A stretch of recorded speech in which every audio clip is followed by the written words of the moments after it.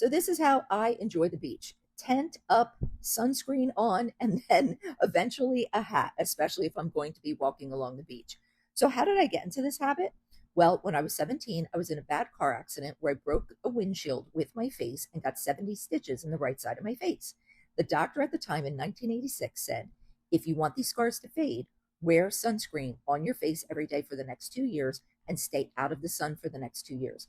And then he said, as a matter of fact, the sun is so damaging and aging. Why don't you stay out of the sun for the rest of your life?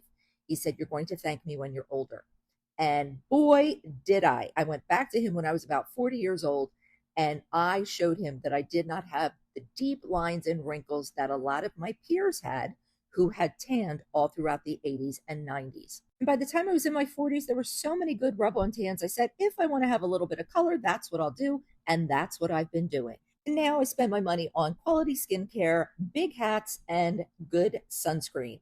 And don't worry about my vitamin D levels. I just had my blood work done, and my vitamin D is fine. So often when we're young, we think that we're invincible and that the bad things that happen to other people could never happen to us.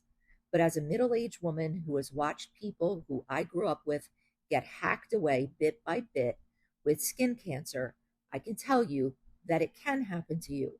And it does happen to people all the time. You have to wonder to yourself, is the tan every year worth it? And my answer since 1986 has been no.